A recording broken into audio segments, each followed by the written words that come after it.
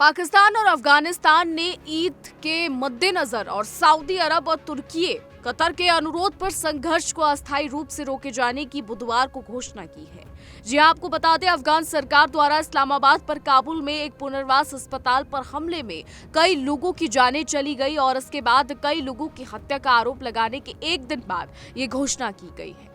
पाकिस्तान के सूचना मंत्री ने सीमावर्ती क्षेत्रों में तालिबान के कथित ठिकानों पर उनके देश द्वारा नए हमले किए जाने के कुछ घंटों बाद एक्स पर एक पोस्ट में ये घोषणा की। उन्होंने कहा, आगामी इस्लामी त्योहार ईद को देखते हुए पाकिस्तान ने अपनी पहल पर और सऊदी अरब, कतर और तुर्की जैसे मित्र इस्लामी देशों के अनुरोध पर जारी अभियान गज़ब-इल-हिक के बीच अस्थायी रोक की घोषणा करने का निर्णय लिया है।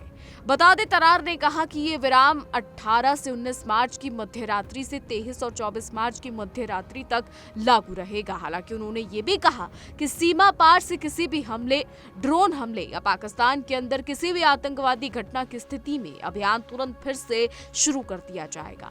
इसके कुछ घंटों बाद ही अफगान सरकार के प्रवक्ता ज़बीउल्लाह मुजाहिद ने कहा कि अफगानिस्तान के सुरक्षा बलों ने ईद के अवसर पर और सऊदी अरब, तुर्की और कतर के अनुरोध पर रक्षा अभियानों को अस्थायी रूप से निलंबित करने की घोषणा की है। उन्होंने कहा कि काबुल किसी भी तरीके के खतरे की स्थिति में किसी भी आक्रामकता का बहादुरी से जवाब देगा।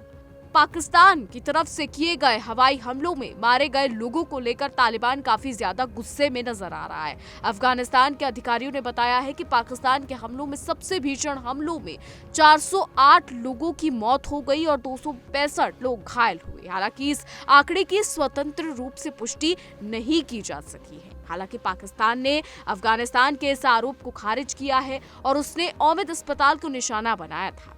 पाकिस्तान का कहना है कि सोमवार को काबुल और पूर्वी अफगानिस्तान में उसके हमले सैन्य ठिकानों पर किए गए थे। उसने सैकड़ों लोगों के हताहत होने के अफगान दावों को दुष्प्रचार बताया है।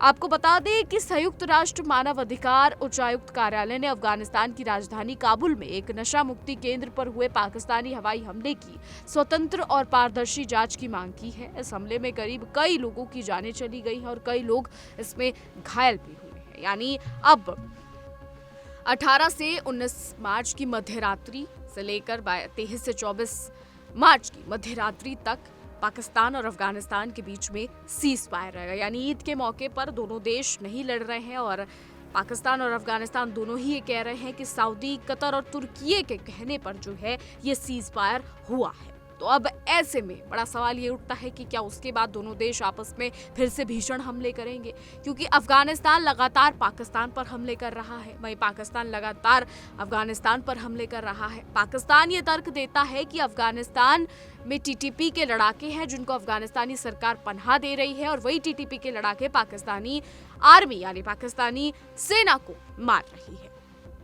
वहीं अफगानिस्तान ये कहता है कि वो टीटीपी से उसका कोई लेना देना नहीं है, वो टीटीपी के लड़ाकों को पनाह नहीं दे रहा है। हालांकि कौन झूठ बोल रहा है, कौन सच बोल रहा है, ये तो आने वाला समय ही बताएगा। लेकिन ये वही पाकिस्तान है जो अफगानिस्तान में तालिबान के आने से काफी ज्यादा खुश हुआ था। ये वही पाकिस्तान है जिसको लगा था कि अब तालिबान, अफगानिस्तान उसके पंजे में रहेगा और जो पाकिस्तान कहेगा अब तालिबान वही करेगा। लेकिन अब जो हो रहा है वो पाकिस्तान की सोच से बिल्कुल परे है। जिस तालिबान को पाकिस्तान ने पाल पोस कर बड़ा किया, अब वही तालिबान पाकिस्तान की नाक पे दम कर रहा है, पाकिस्तान को इस तरीके से मार रहा है कि पाकिस्तान कभी अमेरिका में जाकर मदद की गुहार लगा रहा है तो कभी चीन में जाकर मदद की गुहार लगा रहा है। तो ऐसे में अब ये देखना होगा कि इन दोनों देशों के बीच में क्या आने वाले समय में भीषण जंग छिड़ती है या फिर नहीं, क्योंकि डुरंड लाइन की बात करें तो इस वक्त सबसे ज्यादा तनाव का कारण डुरंड लाइन बनी हुई है।